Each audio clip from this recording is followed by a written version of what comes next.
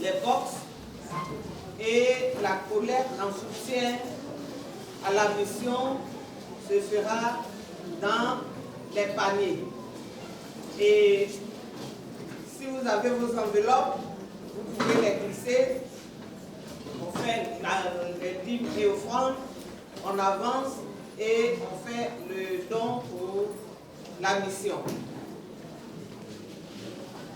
Et pour ceux qui n'ont pas reçu d'enveloppe, ça ne vous dispense pas de participer à cette œuvre. Donc, si vous n'avez pas d'enveloppe, vous pouvez mettre la main au panier tout de même.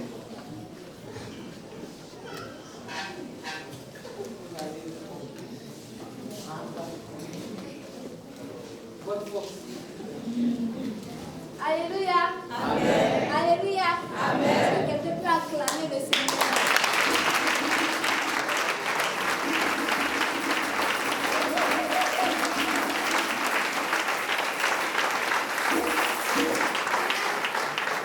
Aujourd'hui, nous allons être reconnaissants à notre Dieu pour tout ce qu'il a fait. Pour ses grâces visibles, pour ses grâces invisibles, nous allons lui être reconnaissants.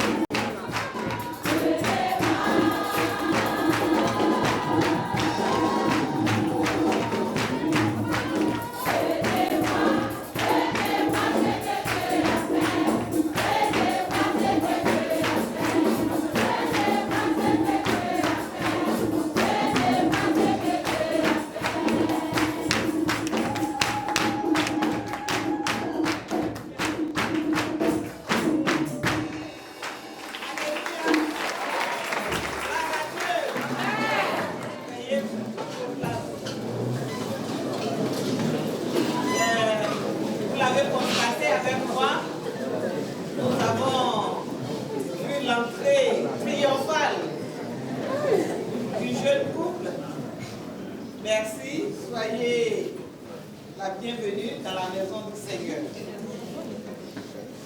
Nous allons passer un moment dans l'adoration.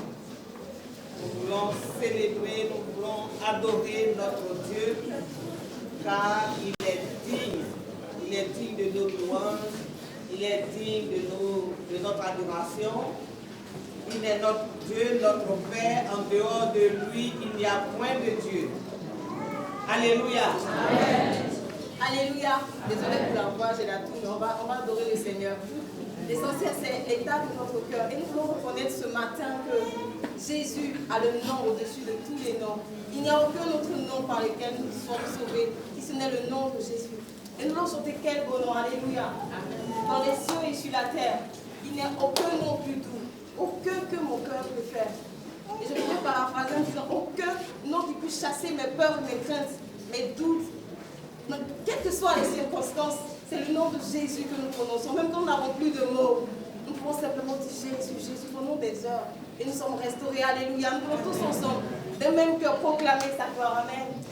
Dans les cieux et sur la terre, il n'est aucun nom plus doux, aucun que mon cœur préfère. Oh nom de Christ mort pour nous. Et nous disons quel beau nom, quel beau nom, quel beau nom. Notre gloire de l'Éternel.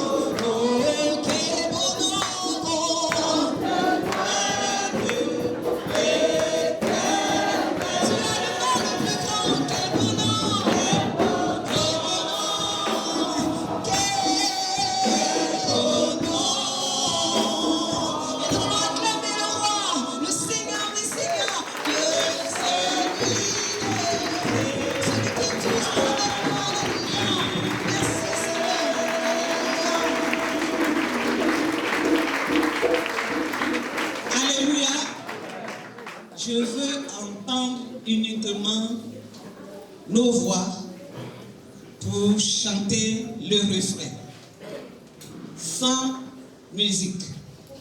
Parce que j'ai l'impression que les instruments nous ont... Les instruments font que nous sommes devenus paresseux. Alors que Dieu a besoin de nos voix pour le louer. Amen. Les instruments accompagnent. Nous allons reprendre le refrain debout. Et il y a beaucoup de choristes, de chants parmi nous. On veut entendre vos voix. On y va, quel beau nom! Quel beau nom! Quel beau nom! Quel beau nom!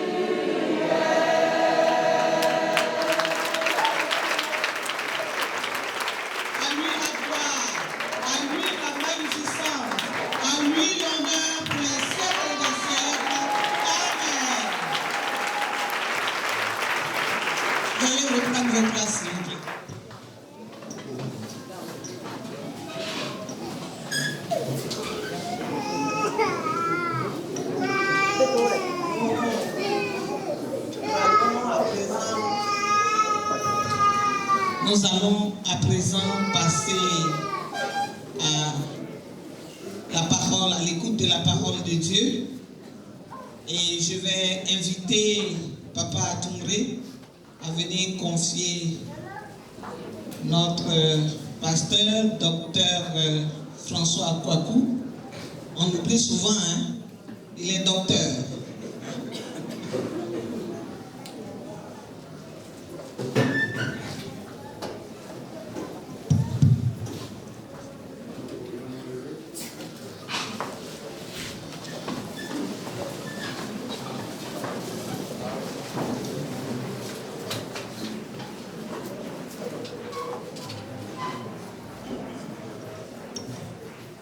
Seigneur, nous sommes heureux d'être ici et nous exprimons notre joie par ce chant d'adoration et de reconnaissance. Maintenant, nous sommes prêts à écouter la bonne nouvelle.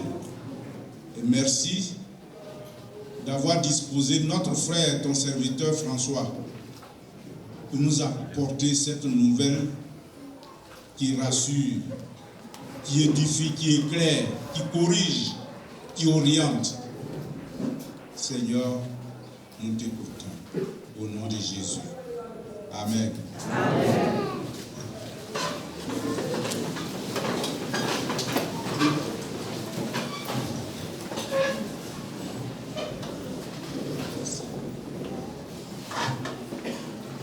Bien-aimés, je voudrais vous saluer au nom de Jésus-Christ, notre Seigneur. Et encore à tout le monde pour la chaleur. C'est beaucoup plus la chaleur qui nous fatigue. C'est ça, non? Sinon, on peut s'entendre. Mais ça ira. Je vous épargne les difficultés que le Conseil a pour régler ce problème. Mais on est à pied d'œuvre, pensons que d'ici là, ça va s'arranger. Avant de procéder à la prédication, j'ai l'honneur de présenter les collègues serviteurs, servants de Dieu qui sont au milieu de nous pour nous rendre visite en l'honneur du mariage de notre frère, M. Ngota. Donc, je voudrais saluer la présence du couple pasteur Souma. On va se lever, nous allons les saluer.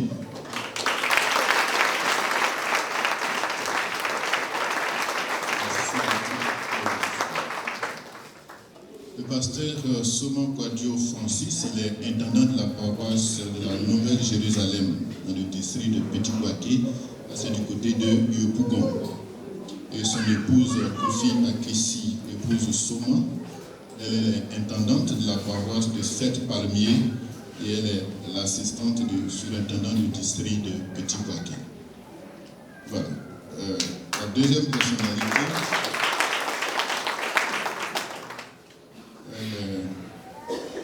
pasteur Émilie Kwadjo. Elle est intendante de la paroisse de Bodoko.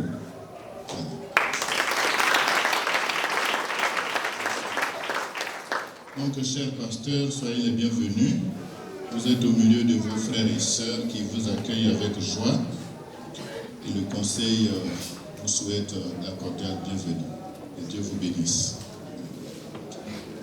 J'ai quelques informations, mais avant cela, je voudrais dire infiniment merci à toute la communauté. Ça fait un mois que je ne suis pas là, parce que je suis en tournée dans le district. Depuis l'investiture, il fallait que je passe pour dire merci aux frères et sœurs du district. Et ça fait que chaque dimanche, je suis parti. Donc il me reste un dimanche à faire, le dimanche 14, et puis ce sera bouclé. Voilà, donc vous aurez d'ici peu votre pasteur avec vous. Mais je suis fier de vous, de ce que les collègues pasteurs, les responsables et chacun de vous, vous tenez le culte du Seigneur, vous tenez l'église et vous faites en sorte que tout se passe bien et qu'on ne sent pas que le pasteur n'est pas là. Et cela me réjouit énormément. Et ça, je souhaite que ce soit comme ça, parce que nous sommes tous des serviteurs et des servantes de Dieu. chacun devra jouer son rôle selon que le Seigneur l'inspire. Vraiment que Dieu vous bénisse. Je voudrais dire merci encore à la communauté pour le culte des nations qui vient de se tenir et qui s'est très bien tenu. Merci à tous les groupes constitués. Merci au CCP qui vous bénisse. Les autres ont mangé, moi aussi j'ai mangé. Merci pour les dons que vous avez apportés aux serviteurs et servantes de Dieu au niveau de la communauté. Merci au comité d'organisation. Les choses se sont très bien passées. Je savais que vous étiez là à m'attendre. Et brusquement, on ne voit pas le pasteur. En fait, j'étais en déplacement pour les obsèques de la maman du surintendant de région qui est partie. Et de là, j'ai effectué un crochet au village pour voir la vieille qui ne se porte pas bien. Je voudrais vraiment solliciter votre prière pour elle parce que ce matin, on m'a appelé pour dire que la situation se complique. Donc, cette semaine, normalement, je devais m'y rendre encore. Donc, prions pour que le Seigneur étende sa main sur elle et renouvelle ses forces. Alors, la deuxième chose, c'est que le 21 de ce mois, nous allons procéder à la consécration de notre jeune chorale. Une chorale qui évolue rapidement et très bien. Donc, ce sera une belle cérémonie. On ne peut pas en parler parce qu'on n'a pas encore l'avis de M. le Président de l'Église, mais nous voulons solliciter son parrainage. Je vous informe pour que vous puissiez vous mobiliser en conséquence. Donc, il faudrait que le peuple de Dieu se mobilise pour que ce soit une belle cérémonie en l'honneur de notre Dieu. Et puis, les 27 et 28 de ce mois, nous aurons le baptême d'eau au niveau de notre communauté. Donc, il y a des frères et sœurs qui sont prêts pour le baptême. Donc, le samedi 27, il y aura les entretiens avec les récipiendaires. Et puis, le dimanche 28, nous aurons le baptême. Et comme on le fait habituellement, le 4 janvier, nous allons prendre leur première septième. Donc, c'est comme ça que les choses vont se passer ce mois-ci. Mais pour ce qui est du baptême, nous envisageons de changer un peu les choses. Donc, d'ici là, nous allons vous informer de nouvelles manières de faire. Pour ce qui va arriver, nous allons faire comme nous faisons habituellement. Bien, donc voici un peu les quelques informations que je voulais faire passer avant la prédication. Que le Seigneur nous bénisse ensemble. Amen.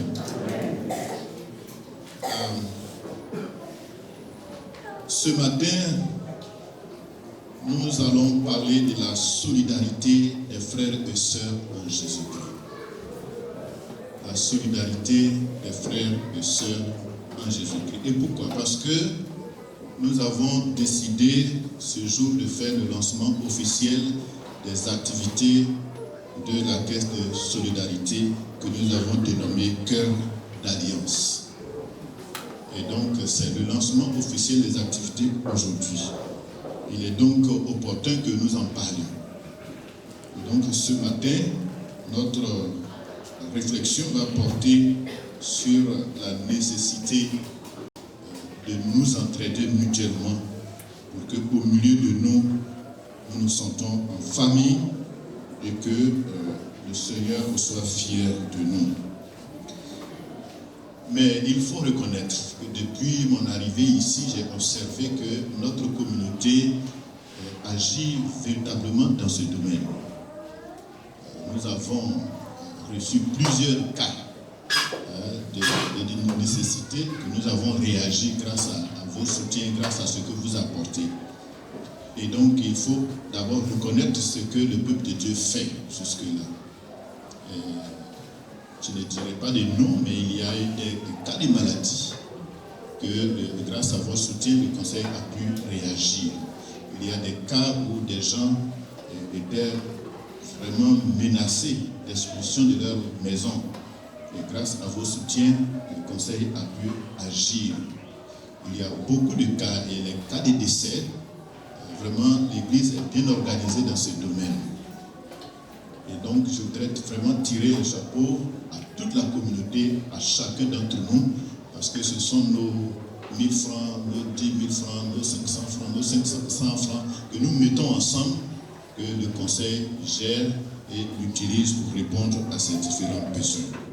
Donc le Seigneur vous bénisse abondamment et qu'il nous aide à avoir toujours les moyens de pouvoir répondre aux besoins de nos frères et sœurs qui seront dans les besoins. Toutefois, le Seigneur nous encourage à continuer sans jamais nous enlacer. Nous lisons cela dans Galates chapitre 6, versets 9 et 10. Galates chapitre 6, versets 9 et 10. Ne nous lassons pas de faire le bien, car nous moissonnerons au temps convenable si nous ne nous relâchons pas. Ainsi donc, pendant que nous en avons l'occasion, pratiquons le bien envers tous et surtout envers les frères en la foi. Et surtout envers les frères en la foi. Nous voyons que le Seigneur sait que nous faisons quelque chose, mais il nous encourage à continuer afin de ne pas relâcher. Car au bout de ce que nous faisons, il y a une promesse qui s'y attache. Le Seigneur promet que nous allons moissonner au temps convenable ce que nous avons semé en faisant du bien à nos frères et à nos sœurs.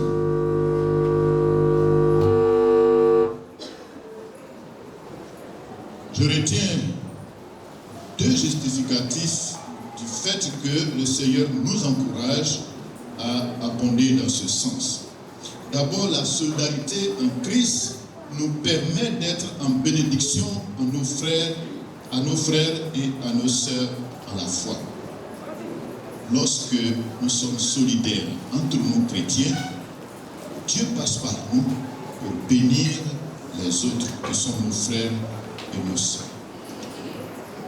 Dans le Nouveau Testament, il y a deux textes majeurs qui traitent de la question de la solidarité entre frères et sœurs en Jésus-Christ.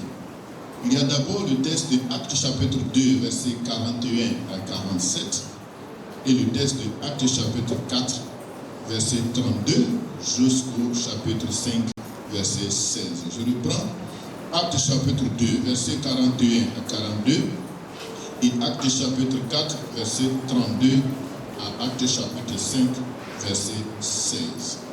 Dans ces deux textes, le Seigneur nous enseigne la puissance de la solidarité en Christ face au combat spirituel de la manifestation de la gloire de Dieu dans le monde. Dans ces deux textes, la solidarité en Christ est caractérisée par des actions concrètes et des résultats évidents. Dans le premier texte de Actes chapitre 2, versets 41 et 47, nous notons les actions suivantes. Il ressort que les disciples du Seigneur, nous aussi nous sommes les disciples du Seigneur, ils persévéraient ensemble dans la communion fraternelle. Ça, c'est une marque de la solidarité en Christ. Persévérer dans la communion fraternelle. Ils persévéraient ensemble dans la fraction du pain. Lorsque nous prenons la Sainte Seine, nous communions non seulement avec Dieu, mais nous communions entre nos frères et sœurs. Donc le repas du Seigneur est un repas qui nous unit, qui renforce notre communion en Dieu. Et nos frères et sœurs, nos ancêtres, persévéraient dans cette communion avec Dieu et avec les frères. Ils persévéraient aussi ensemble dans la prière. Vous savez que cette vie chrétienne a besoin d'être soutenue constamment par la prière. Et lorsque nous devons prier, nous ne prions pas pour nous seulement, mais nous prions aussi pour nos frères et pour nos sœurs. C'est vrai que nous ne connaissons pas vraiment tous les problèmes des uns et des autres. Et c'est ce qui fait que nous encourageons les fidèles, les frères et sœurs, à participer aux études bibliques dans les CCP. Parce que dans les CCP, nous avons l'occasion d'exposer nos problèmes. Et le fait que nous sommes dans le même quartier, nous sommes proches, on peut se visiter, on peut connaître les besoins des uns et des autres. Ce que nous pouvons résoudre maintenant, on le fait. Et ce que nous ne pouvons pas résoudre, alors nous les portons devant le Seigneur dans la prière. Ça aussi, c'est une marque de notre solidarité. Cela montre que nous portons notre frère ou notre sœur dans notre cœur. Parce que nous avons cette joie de présenter ces besoins aussi au Seigneur. Il est dit que c'était des frères et sœurs qui étaient constamment ensemble dans la maison du Seigneur. Il y a des gens qui prennent ce malin plaisir d'abandonner le culte pendant des mois, sous prétexte que ils suivent leur culte en ligne, ou bien ils vont ailleurs dans une autre communauté. Donc, ce n'est pas mauvais en soi, mais nous manquons la communion de nos frères et sœurs de la communauté. Le fait de nous revoir au moins une fois dans la semaine, cela nous permet de réchauffer nos liens, de renforcer notre fraternité, notre communion. Et c'est très important. Et nos parents de la première communauté de l'Église se comportaient ainsi. Ils partageaient leurs biens entre eux selon les besoins de chacun. Et ils étaient régulièrement ensemble. On me dira qu'à l'époque, ils n'étaient pas nombreux, mais ils étaient plus de 3000 personnes. Ils réussissaient à partager leurs biens ensemble. Je ne sais pas comment ils procédaient, mais le texte nous dit que chacun vendait une biens et apportait l'argent recueilli aux pieds des apôtres, qui eux mettaient ensemble et donnaient la responsabilité à des frères au milieu du peuple pour la gestion et le partage. Cela veut dire qu'à cette époque-là, on parlait d'argent. On mettait l'argent ensemble. Et selon le besoin de chacun, on répondait comme on peut. C'est en fait cela que nous voulons faire ici à Triangle. Contrairement à d'autres communautés où lorsque vous ne participez pas, vous n'avez pas droit au service, ici à Triangle, nous cotisons tous. Et celui qui a un besoin, on prend dedans et on lui vient en aide. Voilà. On ne fait exception de personne. Ça, c'est la particularité de notre cœur d'alliance. Voilà. Je veux que l'expression reste dans notre esprit. Cœur d'alliance. Voilà. Donc, je voudrais vraiment nous encourager mutuellement à donner massivement pour que la caisse ait les ressources suffisantes pour pouvoir répondre aux besoins des uns et des autres au niveau de notre communauté. Le résultat, c'est que la crainte de Dieu s'emparait de tous.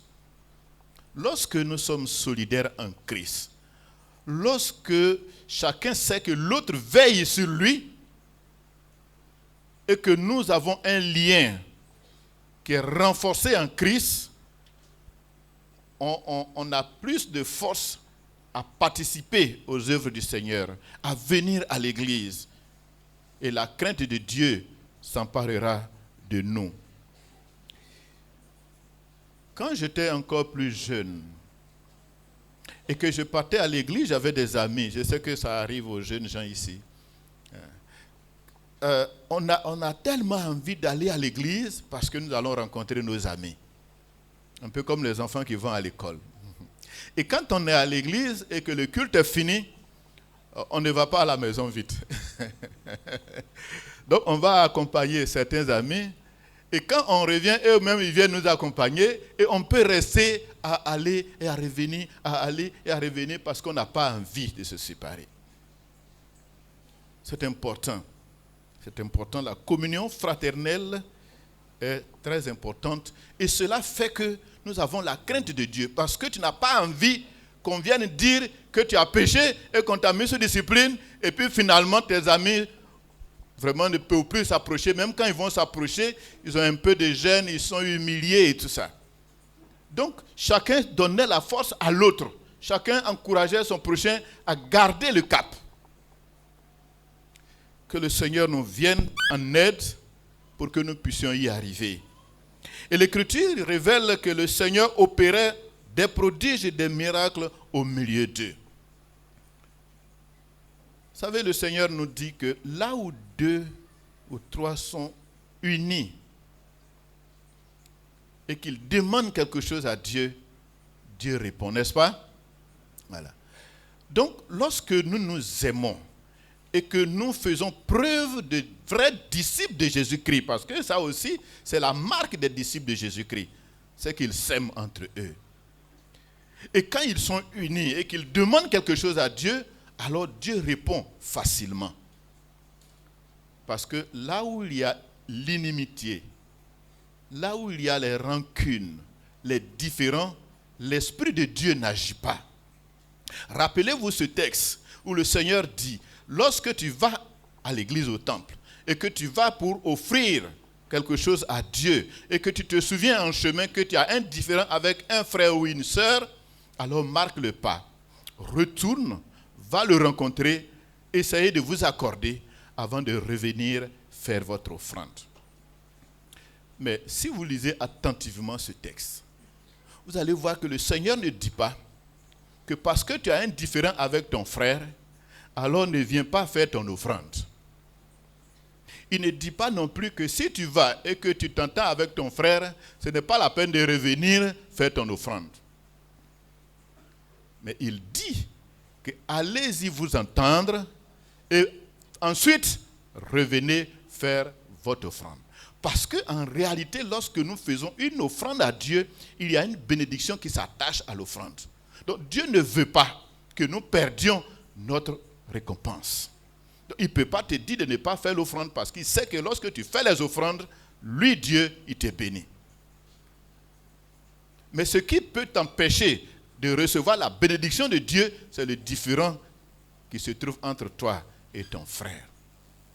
Donc si nous vivons vraiment d'un même cœur, d'un même esprit, et que nous servons ensemble le Seigneur dans une communion fraternelle, sachez que le Seigneur se manifestera au milieu de nous. Le Seigneur se manifestera au milieu de nous. Il est dit aussi que le peuple trouvait grâce auprès, en fait, les disciples trouvaient grâce auprès du peuple qui les environnait. Donc les gens du dehors vont commencer à nous apprécier, à nous aimer. Ah, ceux-là, ils sont bien. Ceux-là, ils sont bien.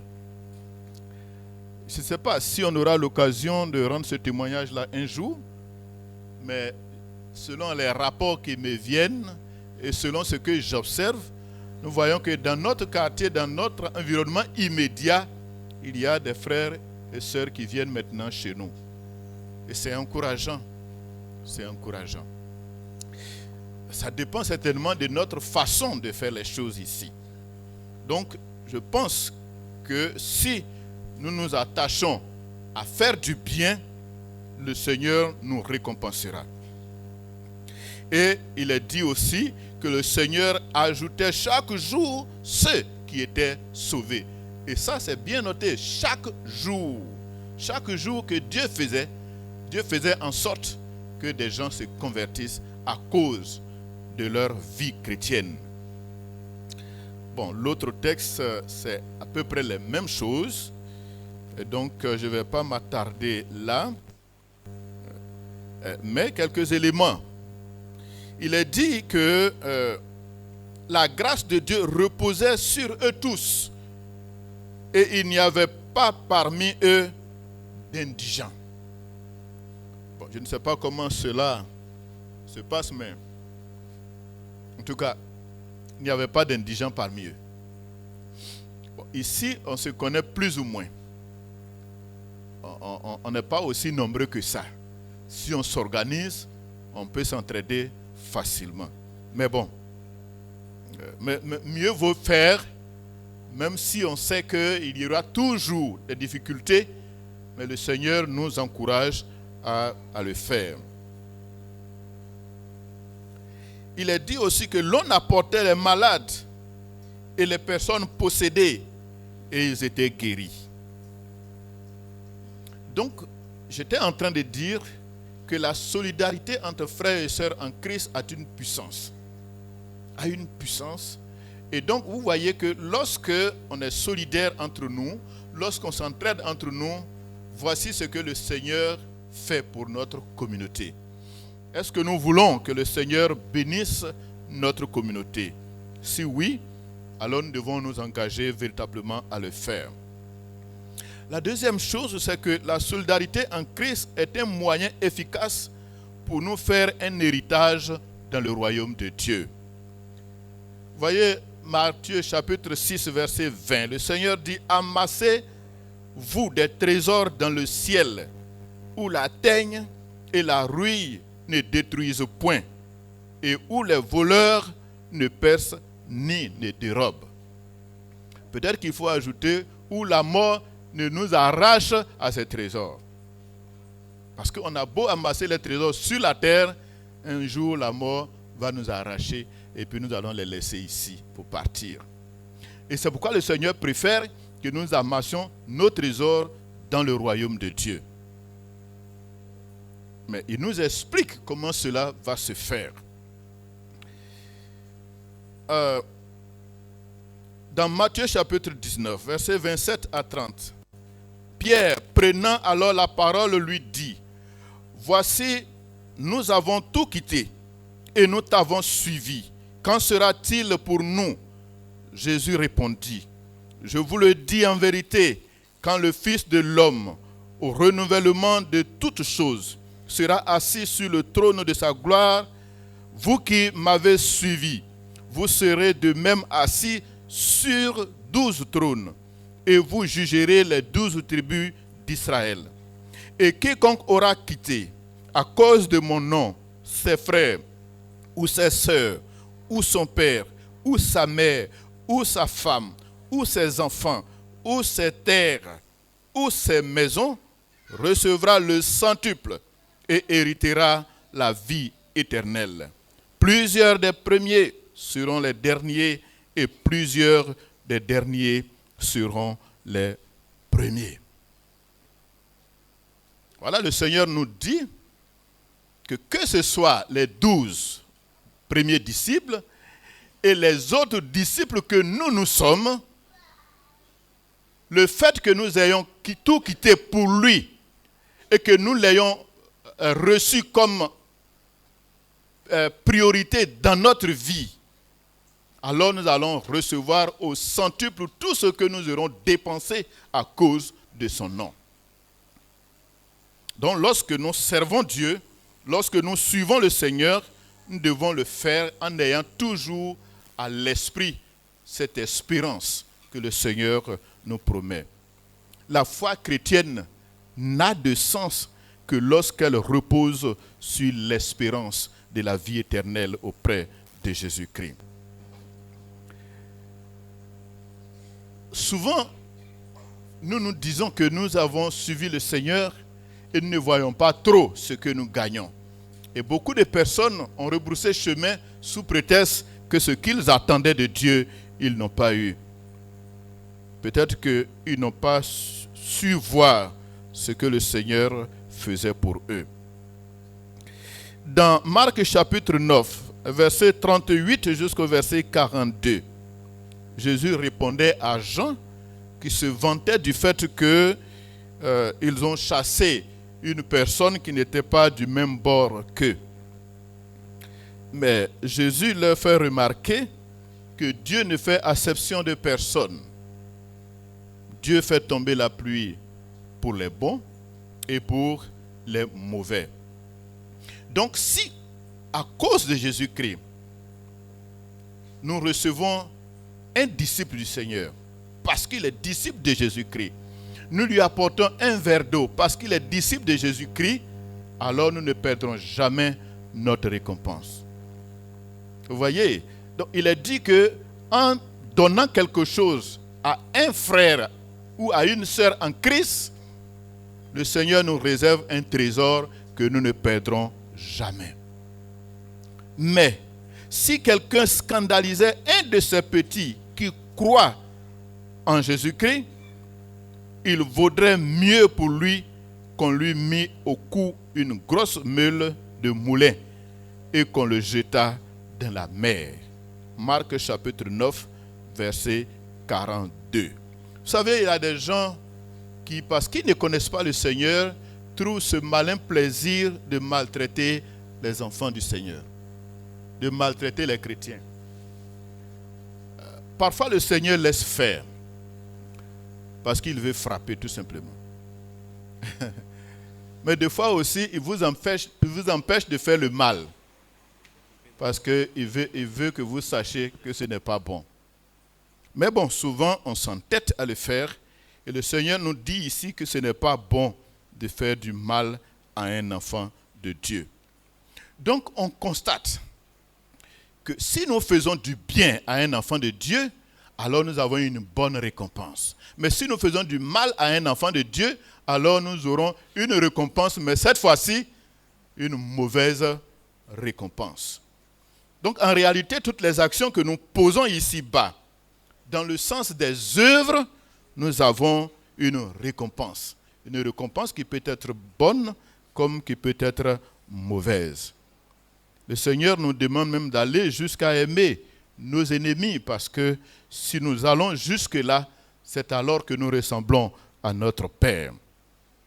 Si nous ramenons ce texte de Luc chapitre 6, versets 35 et 36, à notre contexte ici, le Seigneur nous encourage à ne pas faire de discrimination au milieu de nous, mais de nous considérer tous comme des frères et des sœurs dans le Seigneur. Il peut se trouver que nous ayons un problème avec un frère ou une sœur, mais à cause du Seigneur, le Seigneur nous demande de laisser tomber, de pardonner. Parce que si nous ne pardonnons pas, nous n'aurons pas la force d'aider ce frère ou d'aider cette sœur. Si nous devons le faire pour nos ennemis, pourquoi ne pas le faire pour nos frères et sœurs? Comment celui qui a cru en Christ comme nous, qui a l'Esprit de Dieu comme nous, qui fait partie du même royaume que nous, qui est notre frère, qui est notre sœur, peut-il devenir un ennemi pour nous? Nous avons un seul ennemi, c'est Satan. C'est tout.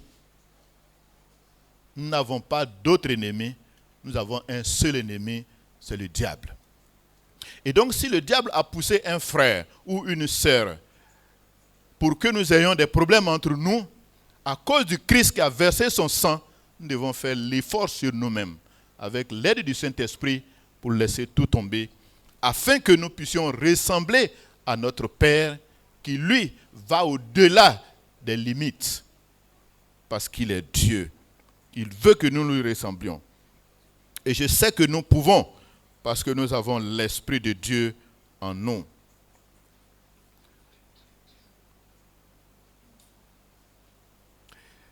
Je voudrais souligner aussi le cas des disciples de Macédoine, les disciples de Jésus-Christ qui étaient dans les églises de Macédoine.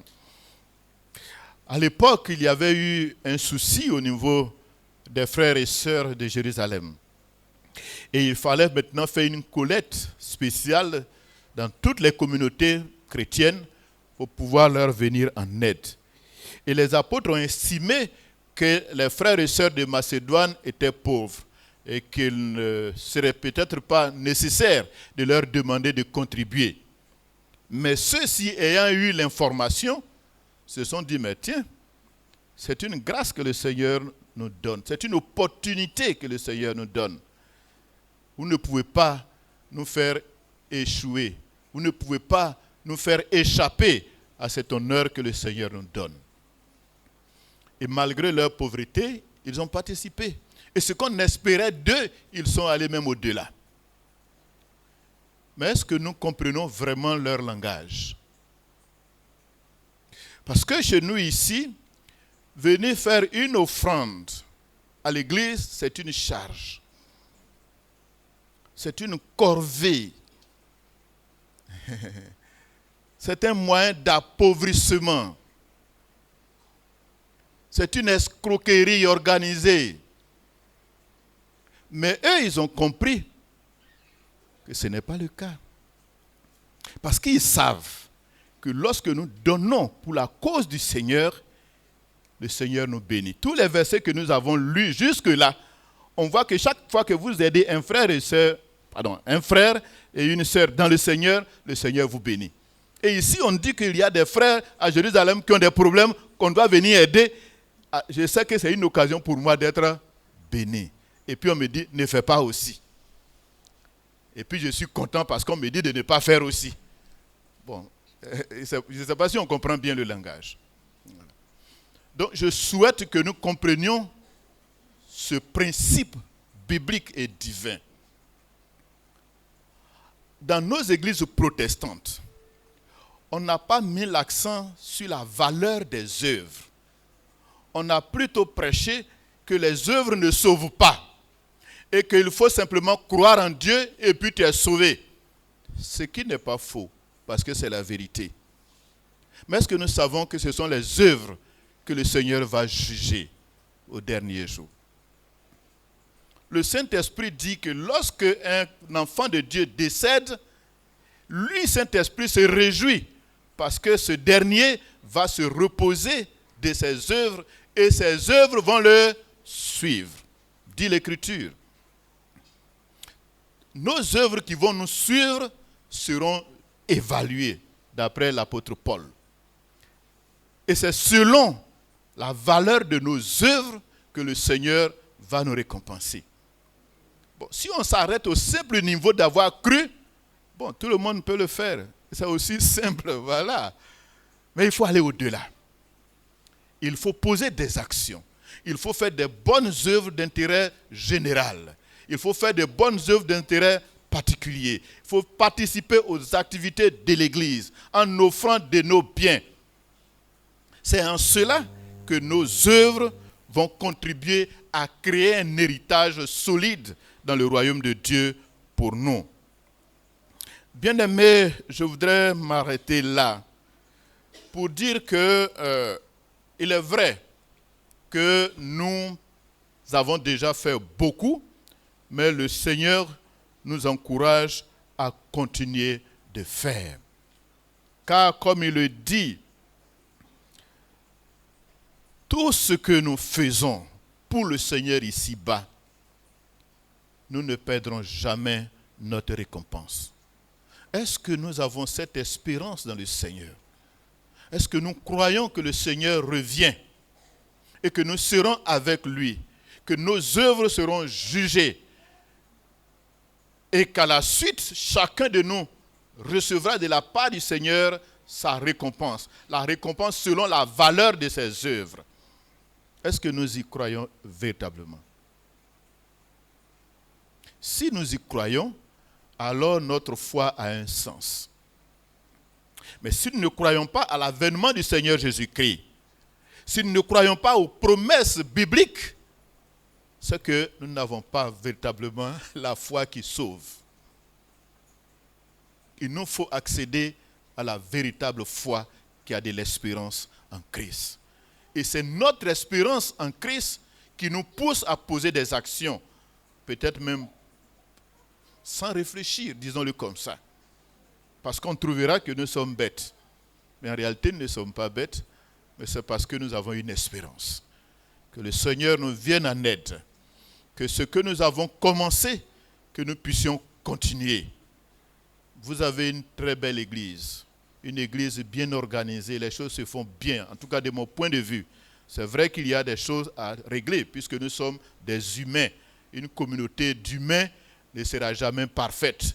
Donc on aura toujours à améliorer parce que nous voulons le meilleur pour notre communauté.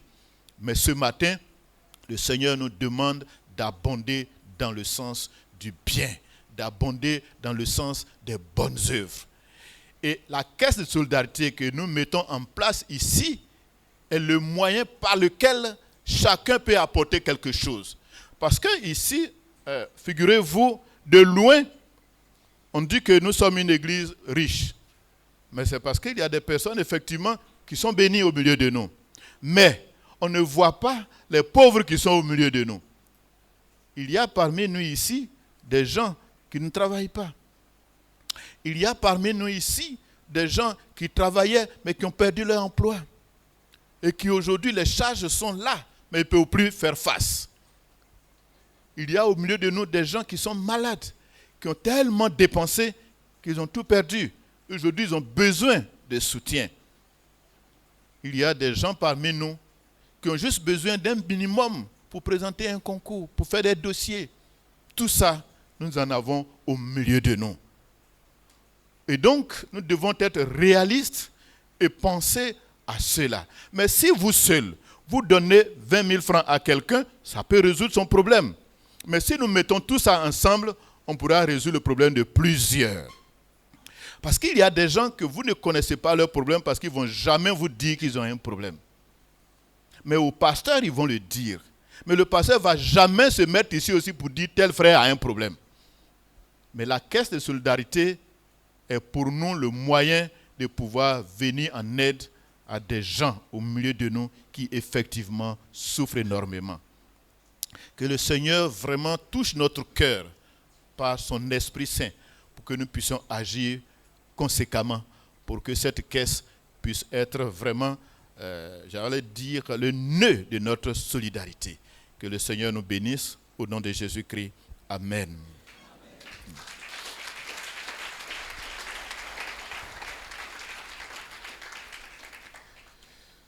Je vais, avant de passer à la Sainte Seine, demander que nous puissions prier pour des malades au milieu de nous. Voilà, on a quelques frères, quelques sœurs qui sont vraiment malades, qui ne peuvent pas venir au milieu de nous. Et depuis un certain temps, la maladie les fatigue. Voilà, je ne donnerai pas de nom, mais nous allons prier pour ces personnes. On va se lever, nous allons prier ensemble. Et puis à la fin, nous allons demander à Pasteur Souman d'élever la voix et de clôturer cette prière.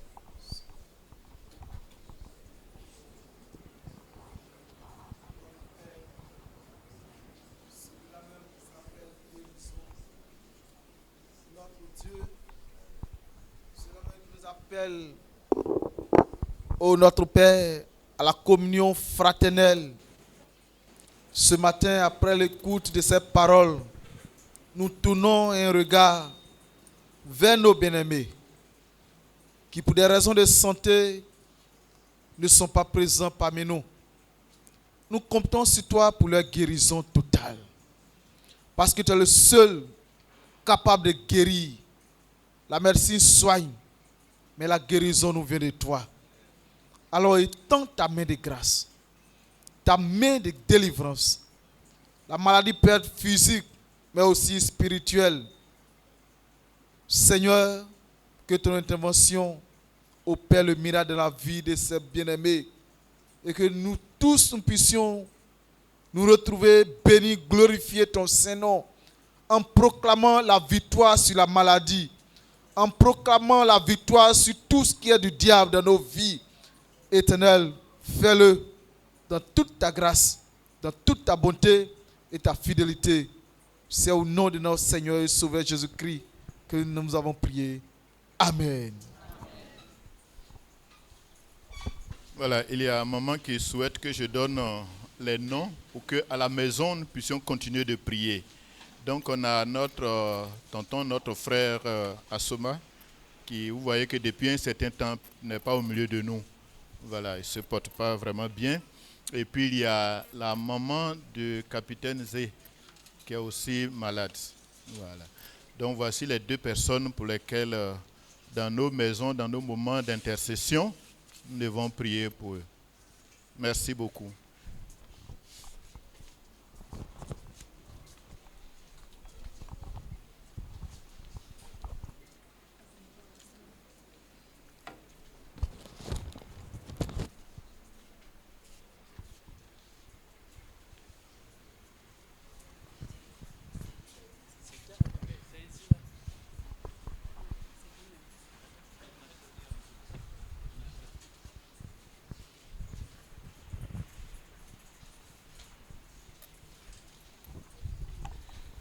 Nous demandons à ces personnes de s'avancer. Maman Tano Nicole, professeur Wassa, Monsieur Kwaku André, Monsieur Tapen Jean-Jacques, Monsieur Kwaku Campierre et Maman Zi.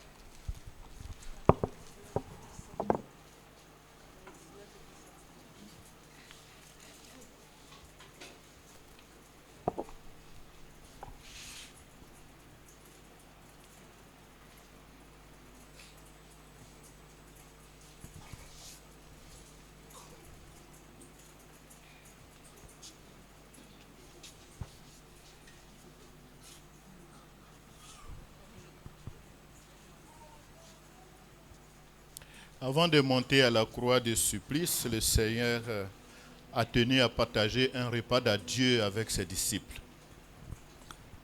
Et à la suite de ce repas, il a souhaité que les autres disciples qui vont venir après, que nous sommes, devions perpétuer cet acte en nous souvenant de ce qu'il a fait pour nous à la croix. En effet, le Seigneur Jésus-Christ, qui est le Fils de Dieu, a donné sa vie tout entière en donnant son corps et son sang pour que nous soyons réconciliés avec Dieu. Il a offert ce sacrifice à son Père, qu'il a ensuite agréé et qui nous donne, nous autres qui croyons en lui, la possibilité et la grâce d'entrer dans son sanctuaire, de le glorifier, de le célébrer et de nous réclamer de lui comme étant notre Père et nous, ses enfants. Et chaque fois que nous nous retrouvons, le Seigneur nous invite à nous souvenir de cette action importante qu'il a accomplie pour nous. Ce matin, bien-aimés, merci. Ce que je viens de dire à l'entame montre que nous ne devons pas nous approcher du repas du Seigneur avec un esprit léger, parce qu'il s'agit d'un acte extrêmement important. Donc nous devons venir à cette table avec beaucoup de respect. Il s'agit pour nous autres d'un acte sacré, que nous devons le faire avec beaucoup d'humilité, beaucoup de consécration et beaucoup de respect. C'est pourquoi, avant de nous approcher à la table du Seigneur, je voudrais nous inviter chacun à s'incliner dans la prière et à demander pardon à Dieu. Parce qu'on ne peut pas s'approcher de Dieu lorsqu'il y a le péché dans notre cœur. Chacun prie pour lui-même. Et lorsque vous allez entendre ma voix, c'est que nous avons fini cette partie.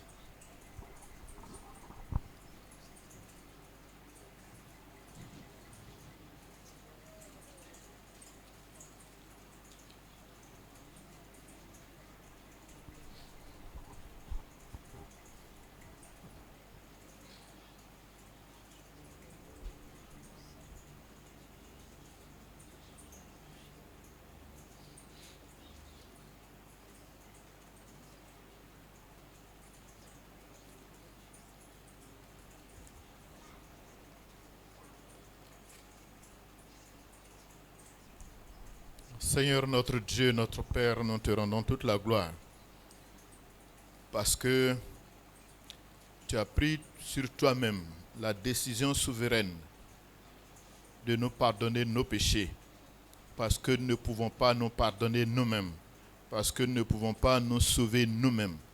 Et tu l'as fait par amour pour nous. Tu l'as fait à cause de ta justice, à cause de ta sainteté. Et nous voulons te glorifier et te bénir. Maintenant, Seigneur, donne-nous de passer à table avec toi et avec nos frères et sœurs. Donne-nous de communier au repas du Seigneur et qu'en retour, nous soyons bénis par toi et par la puissance de ton esprit. Que ton nom soit glorifié au nom de Jésus-Christ. Amen.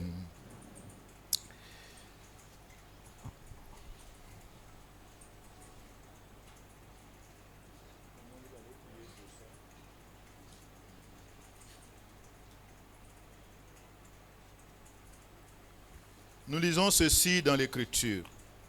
Car j'ai reçu du Seigneur ce que je vous ai enseigné. C'est que le Seigneur Jésus, dans la nuit où il fut livré, prit du pain. Excusez-moi. Voilà. Prit du pain et après avoir rendu grâce, le rompit.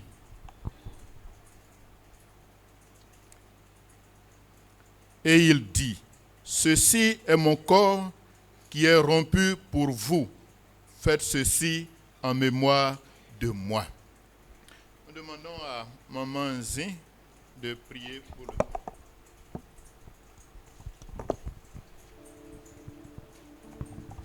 Père éternel, c'est avec un cœur plein de reconnaissance que nous venons devant ton trône de grâce ce matin.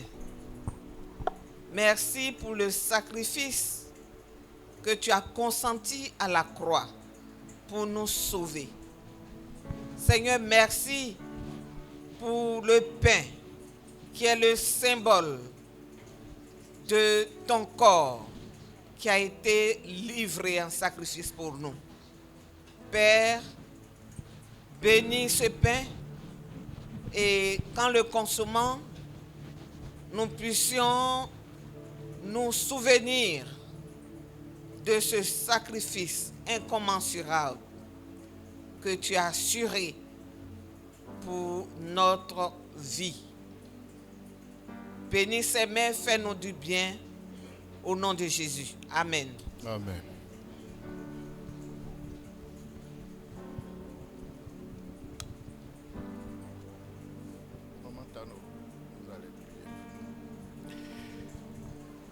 De même, après avoir soupé, il prit la coupe et il dit, cette coupe est la nouvelle alliance en mon sang.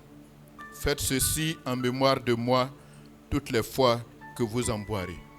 Demandons à Maman Tano de prier pour le vin. Seigneur, nous bénissons ton nom pour cette grâce que tu nous permets d'être à ta table. À cette table pour communier avec toi, avec cette coupe. Seigneur Jésus, béni sois-tu au nom de Jésus. Nous voulons prendre cette coupe avec reconnaissance, avec gratitude, et que Seigneur Jésus, ce sang permet par ta grâce que nous pérennisons cette alliance au nom de Jésus. Amen. Amen. Maintenant, nous demandons à toutes les personnes qui sont baptisées d'eau de s'approcher pour communier au repas du Seigneur. Si vous n'êtes pas baptisé, vous ne pouvez pas le faire. Voilà. Donc,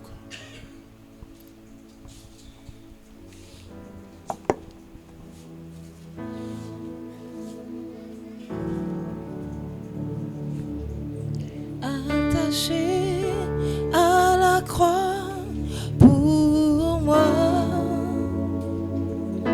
attaché à la croix pour moi,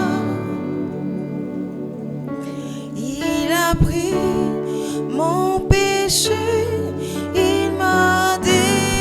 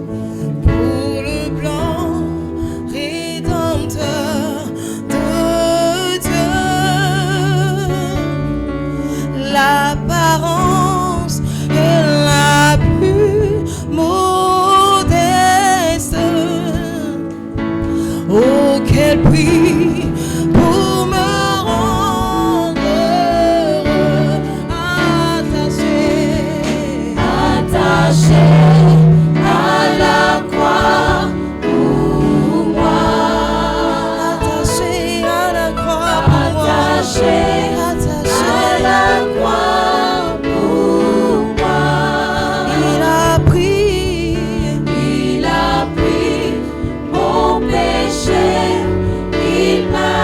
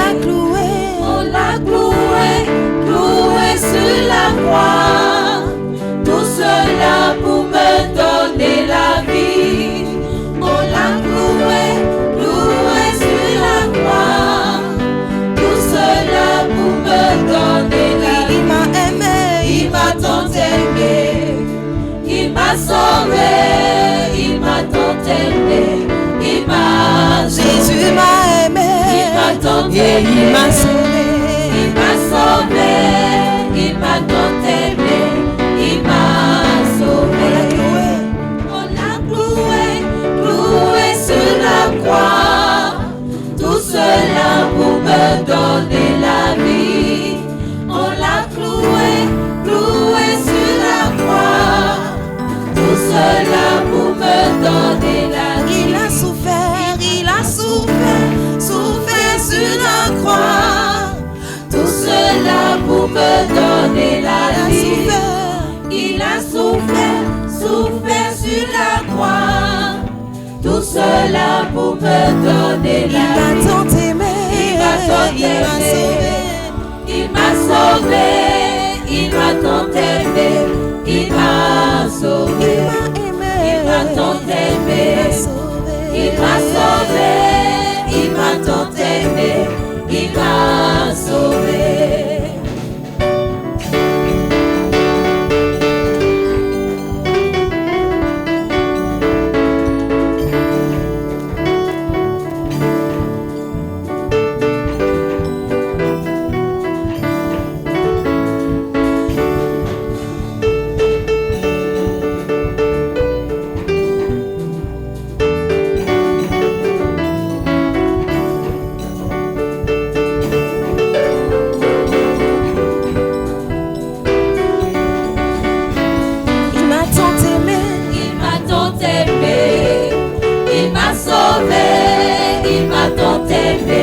Il m'a sauvé, il m'a tant aimé, il m'a sauvé, il m'a tant aimé, il m'a sauvé. Il a frappé, frappé sur la croix, tout cela pour me donner la vie. On l'a frappé, frappé sur la croix, tout cela pour me donner la vie. Il m'a aimé. Il m'a tant aimé, il m'a sauvé, il m'a tant aimé, il m'a sauvé, il m'a tant aimé, il m'a sauvé, il m'a tant aimé, il m'a sauvé.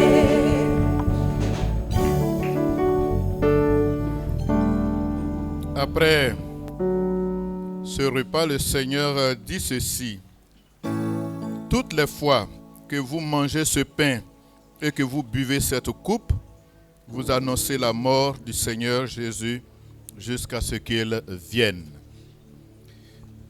Chaque fois que nous prenons le repas du Seigneur, nous devons avoir à l'esprit que le Seigneur nous envoie en mission pour apporter toujours la bonne nouvelle du Seigneur Jésus-Christ, la bonne nouvelle du salut en Jésus-Christ. Donc ce matin, encore une fois, le Seigneur nous engage à annoncer sa parole autour de nous, à ceux qui sont à côté de nous, à ceux qui sont avec nous et à ceux qui sont pour nous. Que le Seigneur donc nous bénisse ensemble, que le Seigneur nous fortifie et que nous nous rappelons toujours que c'est pour nous, pour notre salut que le Seigneur a souffert. Nous prions le Seigneur. Éternel est notre Dieu, notre Père. Toi qui as eu pitié de nous, tu aurais dû nous supprimer et créer d'autres êtres. Mais tu as préféré nous garder et sacrifier ton propre Fils pour que nous soyons sauvés. Nous ne pourrons jamais te dire merci à sa juste valeur parce que nous sommes indignes. Mais gloire à ton nom, gloire à ton Fils Jésus-Christ, qui par son sang nous a justifiés et qui a fait de nous un peuple d'adorateurs du vrai Dieu que tu es, le Dieu Père, Fils et Saint-Esprit. Seigneur, merci pour tout ce que tu fais pour nous. Qu'à travers ce repas qui symbolise l'action que tu as accomplie pour nous, que ton esprit déverse sur ton peuple toutes sortes de bénédictions selon les besoins de chacun. Fasse que tes enfants se réjouissent toujours en toi et que la gloire te revienne. Merci notre Père parce que tu le fais. C'est au nom de Jésus-Christ, notre Dieu, que nous avons prié. Amen. Merci, vous pouvez vous asseoir.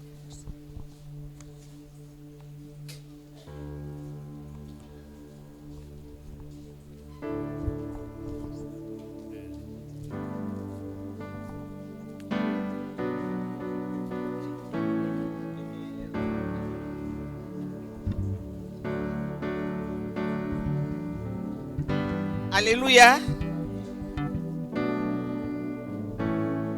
Nous rendons grâce à Dieu pour ces moments intenses que nous passons en sa présence. Nous avons achevé la première phase de notre rencontre et nous allons passer à la dernière phase.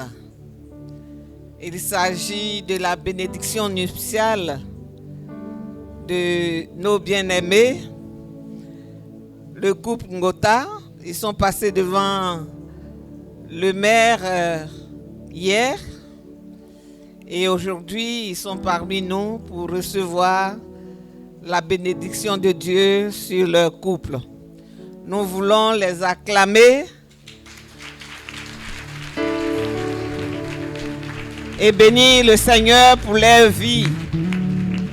Comme il a été dit, le pasteur et le département famille se tient à votre disposition pour toute personne qui veut recevoir cette bénédiction. La parole de Dieu nous dit que c'est la bénédiction de Dieu qui enrichit et il ne la fait suivre d'aucun chagrin. Nous croyons que la bénédiction va continuer de pleuvoir sur ces enfants et sur nous tous, pour la gloire de son nom. J'invite notre révérend docteur Kwaku de procéder à la liturgie.